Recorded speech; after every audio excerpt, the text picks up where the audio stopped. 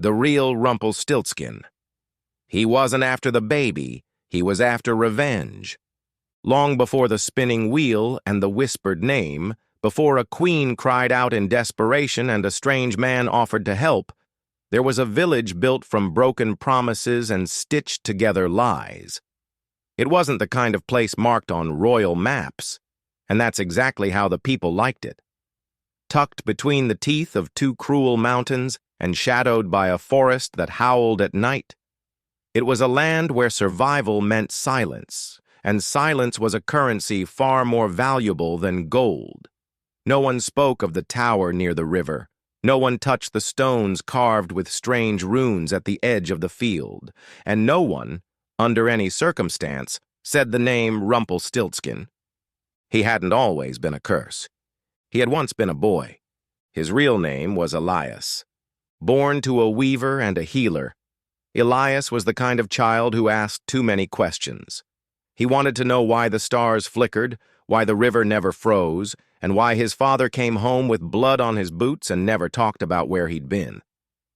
The village didn't like questions, but Elias didn't stop. He listened through cracks in walls. He hid beneath floorboards. And what he learned by the time he turned 10 was this. The village wasn't poor by accident. It had made a trade. Decades ago, when the crops had failed and the wolves came too close and children disappeared in their sleep, the elders had summoned something ancient, something they didn't understand, and they gave it a promise. One soul every generation, young and clever, untouched by fear. And the creature gave them luck. Crops that never spoiled, rivers that never dried, secrets that never left their borders. But Elias wasn't afraid. So the village turned on him. They made it seem like an accident. A fall into the river, they said, a current too strong. But his mother knew. She screamed when they brought her his shoe. His father didn't cry. He didn't need to. He'd been part of it. Anything to keep the deal. But Elias didn't die. The river didn't want him. It carried him deep into the forest, further than any map dared show, and left him at the foot of a tree older than memory. He woke beneath roots twisted like hands and eyes blinking from the bark. And the forest spoke. Not in words, in breath, in rhythm. It told him its own stories, of how the world had once been full of magic, not hidden but loud, until kings feared it and priests cursed it and people traded it for power. And it offered him a deal. It said, "You may have knowledge, you may have skill, you may even have vengeance, but you must give something first." Elias asked, "What?" The forest replied, "Your name. Not just the sound, the meaning, the weight, the history." He gave it willingly, because names in his village only brought betrayal, and in that moment, Elias died. Rumpelstiltskin was born. He grew in the forest like a seed fed by rage and wisdom. He learned to spin straw into gold, not because he wanted wealth, but because he understood how greed made people stupid. He learned to walk through dreams, to step through shadows, to speak to stone. And when he emerged years later, face hidden beneath a hood, voice like crushed leaves, he returned not as a boy but as a story. And stories, as everyone knows, are far more dangerous than curses. He began small. A whisper here, a riddle there. He helped a farmer's daughter win the love of a nobleman, in exchange for the memory of her first kiss. He healed a merchant's son from fever, in exchange for his ability to lie. He fixed a broken loom in exchange for the sound of a laugh. No one understood the cost, not at first, because what's a laugh, a kiss, a single lie? Until you realize that once it's gone, it never comes back. They started calling him a demon, a trickster, a devil in a man's skin. But Rumpelstiltskin didn't care. He wasn't after love. He wasn't after praise. He was after the one thing none of them could take from him now. He was after revenge. The village that tried to drown him began to rot. Their crops still grew, but no one wanted to eat. Their rivers still flowed, but anyone who drank too deeply saw things they couldn't forget. Their children were born with eyes too old for their faces, and still no one said his name. Until the miller. He was new, loud, drunk on ambition and sick of his own insignificance. When his daughter caught the eye of the king, he saw his chance. He boasted, lied, claimed she could spin straw into gold, said it as a joke, as a bluff. But kings don't laugh at gold. And so she was taken, locked in a tower with straw piled to the ceiling and a blade of expectation at her throat. "Spin it," the king said, "or I'll have your hands cut off." She cried. Of course she did. She screamed for help. And something answered. Not a man. Not a monster. Just a figure in the corner of the room, watching her tears like they were pearls and smelling the fear on her breath like perfume. He didn't ask her name. He didn't offer comfort. He simply said, "What will you give me?" She promised a necklace, a ring, a future kiss. He spun. Gold filled the room like sunlight trapped in thread. She was spared. For one night. The next night the king demanded more, and again Rumpelstiltskin came. This time she had less to give, a promise, a favor, a debt unnamed. He spun. By the third night the king was ready to marry her, to claim her as proof that his kingdom was blessed by the gods. But the tower was full again, and this time when she begged, when she wept, she had nothing left. Except a child not yet born. He didn't take it right away. He didn't vanish with a cruel laugh. He made a deal.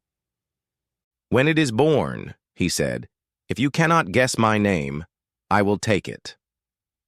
And she agreed, because no one remembers what they've given until it's gone.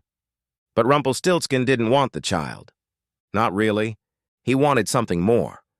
Because that baby, that blood, that was the descendant of a line he knew well. The king's great-grandfather had once lived in a village between two mountains. A village that had made a deal. A village that tried to drown a boy for asking too many questions. Rumpelstiltskin hadn't come for an heir. He had come to break a throne. The wedding bells rang louder than the queen's thoughts. No one in the palace noticed how pale she looked beneath her jeweled veil. No one questioned why her hands trembled when she touched her belly, already beginning to swell. They thought it was joy, royal happiness, the triumph of a love story written in gold and fate. But inside her chest there was only dread, because she had made a promise to a man she couldn't name, and the child growing within her was no longer hers.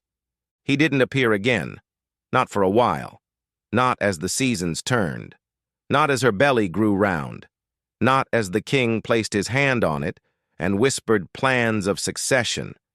But she knew he was watching. Every flicker of candlelight that bent the wrong way, every reflection that lingered in the glass too long, he was waiting, because Rumpelstiltskin didn't need to haunt her. The fear did that just fine on its own. She read every book in the royal library, scoured every ancient scroll for names, for languages, for meanings lost to time. The king thought she was studying to be a wise ruler. In truth, she was preparing for a game no one else even knew she was playing.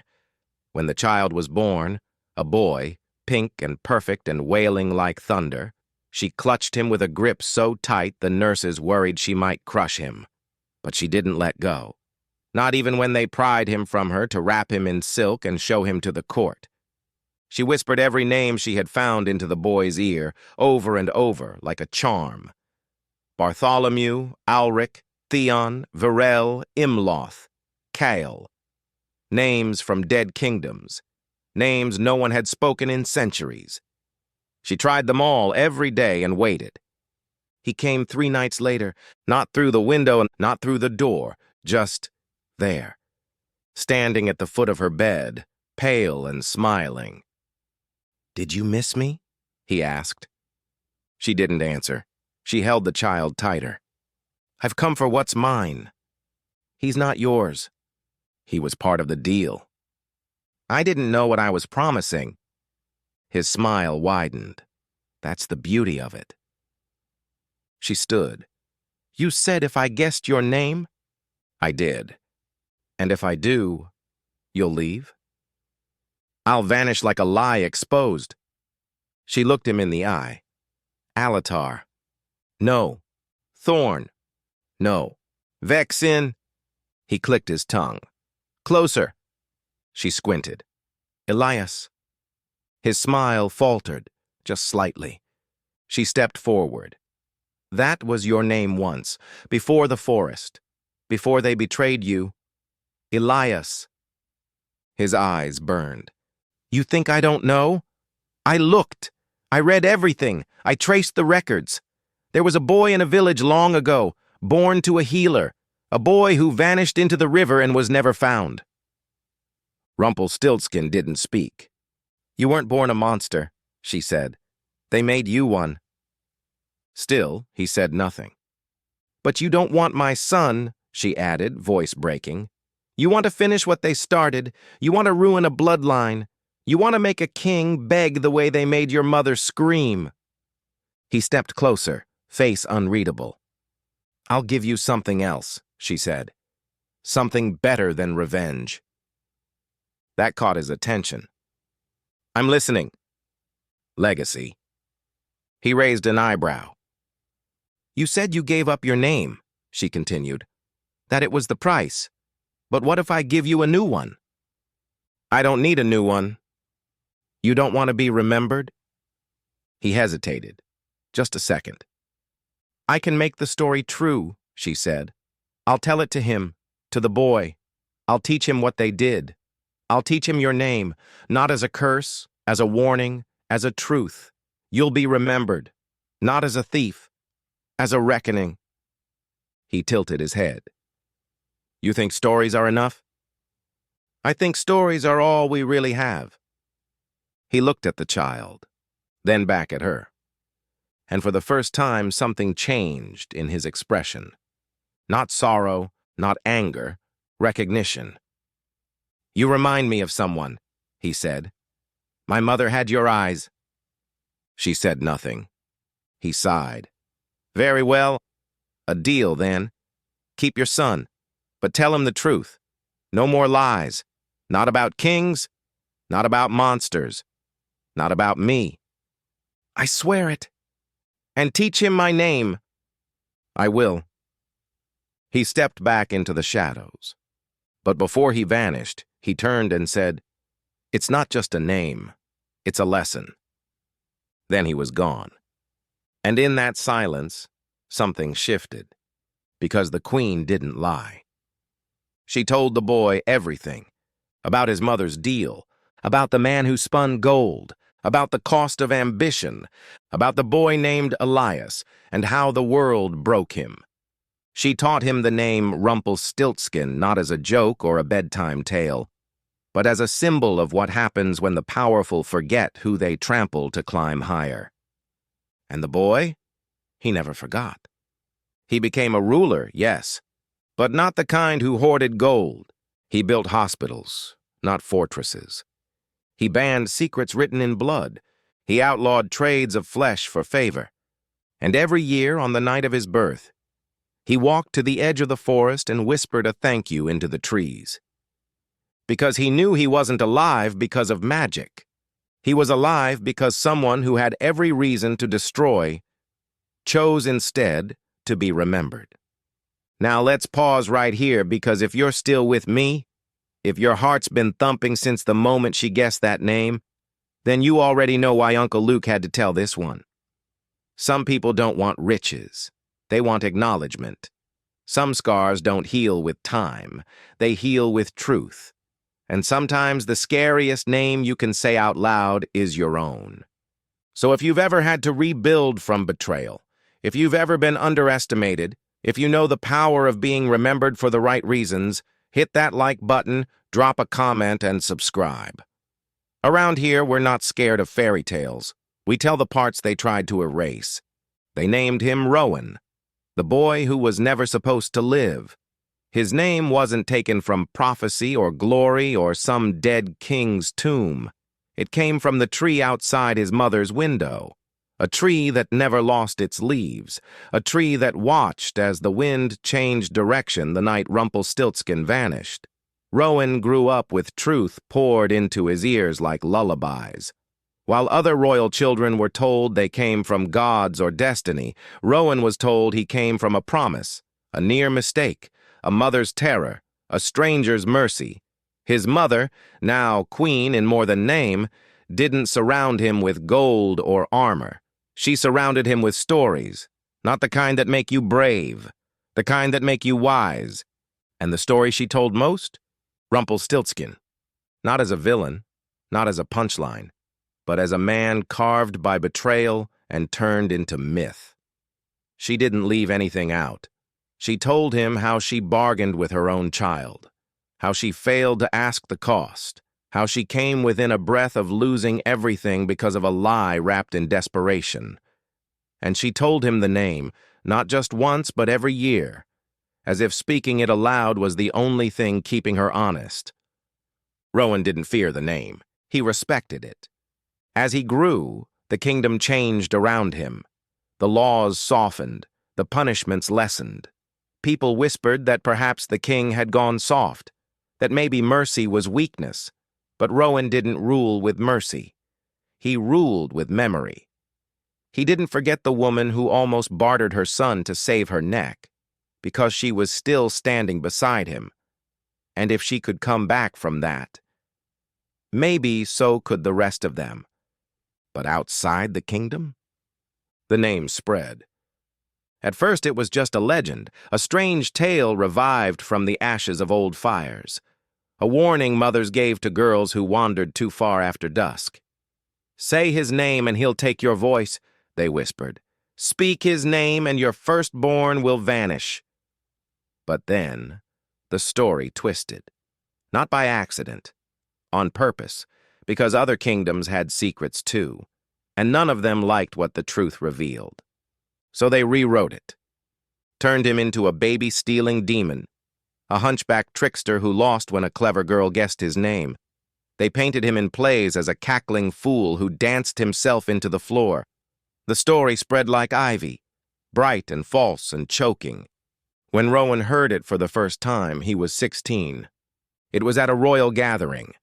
The court of a neighboring king had brought traveling performers, jugglers, singers, fire-eaters, and among them, a puppeteer. The tale was called The Greedy Gold-Spinning Goblin. He knew instantly. They laughed as the puppet spun gold and danced like a madman. They laughed harder when the queen puppet shrieked his name. "Rumpelstiltskin!" the wooden voice cried. "You lose!" The crowd cheered. But Rowan did not. He stood up in the middle of the court, walked to the stage, and took the puppet from the stunned performer's hand. And then, without raising his voice, he told them the truth. He told them of a boy thrown into a river by people who feared his questions. He told them of a forest that taught revenge. He told them of a name taken and earned. He told them of his own birth, and the bargain his mother had made. By the time he was done, the only sound left was the fire crackling in the brazier. He handed the puppet back and said only one thing: "Your lies don't make him small. They just make you forget." From that night on, the name was not a joke. It was a rebellion. Young scholars began tracing its origin. Old women began whispering it again, not in fear, but in reverence. They said he was the one who saw through kings, the one who couldn't be bought, the one who spun gold not for riches, but to expose the greed of others. But not everyone celebrated the resurrection of his name. There were still kingdoms who owed their power to buried history, still rulers who had made the same kinds of trades. They started banning the name from their archives, burning old scrolls, imprisoning those who asked questions. But the truth had already taken root. And the forest? It began to stir again, not in anger, in readiness. because the forest remembered what the world forgot, that every few generations a name must be spoken not to summon a monster, but to remind people what made them human in the first place. One night on the eve of Rowan's 21st birthday, a messenger arrived from a distant province, a village, unnamed, remote, unfamiliar. The letter was short. A girl had vanished, a crop had failed, and a stone had cracked. But the part that chilled him? The final sentence. They've started making deals again. He left that night. No army, no fanfare, just a prince with a name in his heart and a truth in his pocket. He arrived at the village to find silence. No welcome, no bells, just stares. They knew who he was. They knew what he carried. He asked only one question. Who's making the trades? An old man pointed to the woods. Of course it was the woods. It always started in the trees. Rowan walked into the forest the way someone walks into a memory. Not blindly, but with purpose. The trees didn't speak. They didn't need to. They remembered his blood. And then, in the deepest part of the grove, he saw it. Not a man. Not a monster. Just a shape, watching. Rowan didn't flinch. He stepped forward and said, "You gave my mother a second chance." The figure didn't move. "And I'm giving you mine." Still nothing. Rowan reached into his coat and pulled out a book, hand-bound leather, worn with use. It was titled, "The Name We Buried." He placed it on the stump between them. "You're not a story," Rowan said. "You're a scar, and scars aren't shameful. They're proof we survived." The shape in the woods tilted its head, and then it was gone. But the book remained. And when Rowan walked back out of the woods, the wind behind him was warm. The next day, the girl returned. No memory of where she'd been. But her eyes? They sparkled like someone who had been reminded she mattered. Before there was a name to fear, before the first wheel spun gold, before the word Rumpelstiltskin ever curled out of a frightened mouth. There was a woman kneeling in a snow-covered field, hands bloody from the harvest that came too late. Her name was Maeve, a widow, a mother, and the last voice left in a village already collapsing under the weight of hunger. The river had dried, the fields were cracked. The wolves howled too close, too long, and every family had lost someone, except hers. Her son, Elias, still breathed. She would have given anything to keep it that way. That's what they counted on. The elders came to her first, not out of kindness, but out of calculation. They knew she was desperate, and desperate people don't ask for contracts. They ask for miracles. They led her to the clearing by the Black Rock, a place even the deer refused to walk. They brought torches. They brought a circle drawn in bone and ash. They didn't explain how they knew it would work. They just said, "We need you to say yes." She asked what she was agreeing to. They said, "Survival." They said, "Luck." They said, "Your son will never hunger. He'll never fall sick." All she had to do was offer him, not in sacrifice, in promise. He wouldn't die, he wouldn't bleed. But the land would mark him, claim him. He would be the offering, not in flesh, in soul. He'd grow, he'd laugh, he'd live. But one day, when the land came to collect, he would go. And Maeve, tired, starving, trembling, said yes, because the promise of a future always costs the present. The snow melted early that year. The river returned. The crops didn't just grow. They bloomed. The village thrived. And no one ever told Elias why the trees whispered when he passed, why animals avoided his shadow, why the grass never grew where he stood too long. He just knew something was wrong. And when the time came, when the elders whispered and schemed and prepared the lie of the drowning, Maeve tried to stop them. But no one listens to the woman who signed the deal. They threw her in the cellar. They took her son to the river. And when the current didn't take him, when the body never floated back, they told her it had been done, that the land was satisfied. And she broke, but not loudly. She waited. She watched. And one day, when a traveling merchant passed through, she slipped something into his bag, a letter sealed in wax, written in a language no one used anymore. It said, "If he lives, tell him it wasn't for nothing." Decades later, that letter made its way into the royal archives, found by a historian cataloging forgotten artifacts, passed to a scribe, then to a scholar, and finally to Rowan. He read it 3 times before he realized the truth. His grandmother hadn't been weak. She'd been used. She wasn't the villain. She was the first victim. The foundation of the story cracked beneath him. Rumpelstiltskin wasn't born from greed or darkness. He was born from a mother's love, twisted by the fear of men who couldn't stand the weight of their own survival. Rowan returned to the forest. This time, not to make a speech. This time to ask. He walked to the stump where he had left the book. And there it was, opened, pages turned, marked by something not quite human. "I found her letter," he said. The wind didn't answer, but the roots at his feet shifted. "I know the truth now, about the first deal, about Maeve." Silence. "She didn't sell you," Rowan said softly. "They did." The wind picked up. Leaves fell. And from the shadows a shape emerged, no longer hidden, no longer vague. A man, not young, not monstrous, just tired, eyes gold but dulled, hair like dried grass, and hands trembling. "Do you remember her?" Rowan asked. Rumpelstiltskin didn't speak. He didn't need to, because memory doesn't need words. Rowan held out the letter. "She died waiting to know you lived."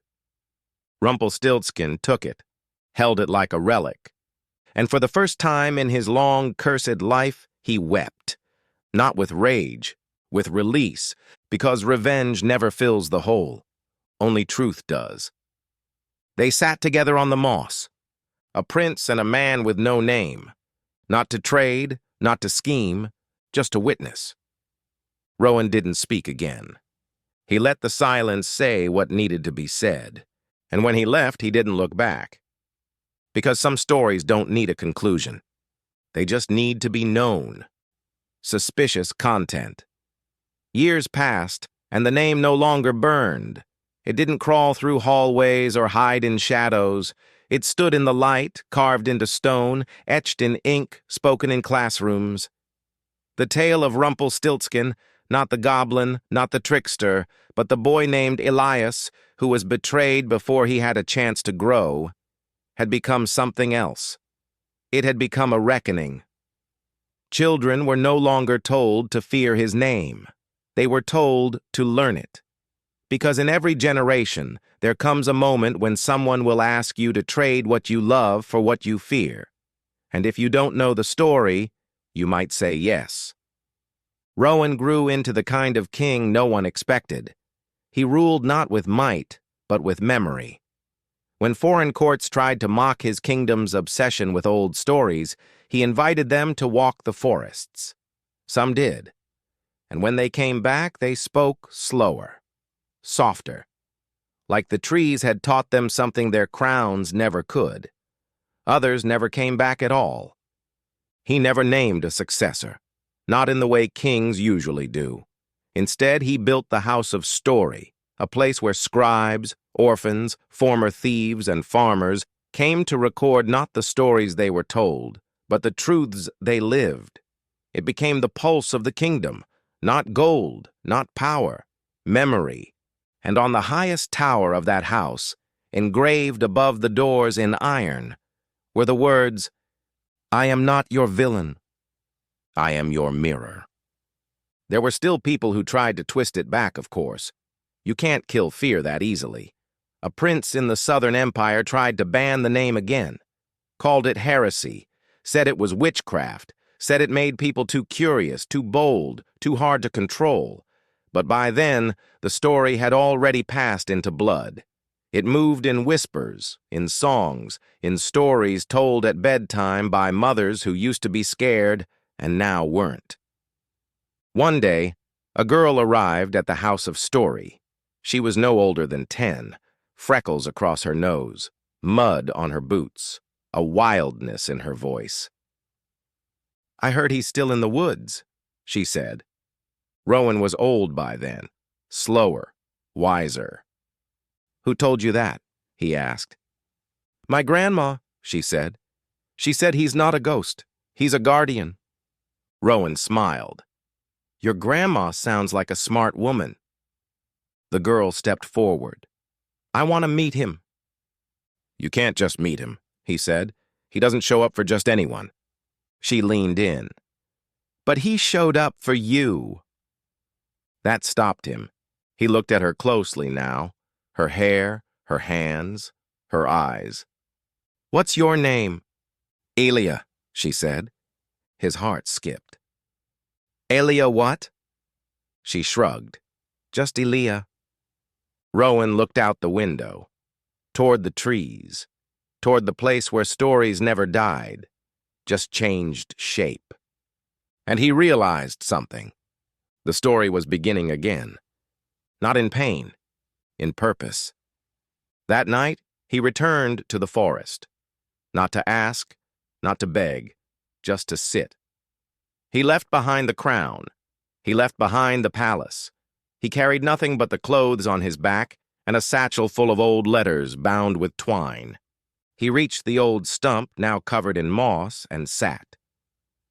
"I kept my word," he said. The wind stirred. "I taught them your name." A single leaf fell. "I told them who you were, not what they said you were." And then the woods answered. Not in voice, in presence.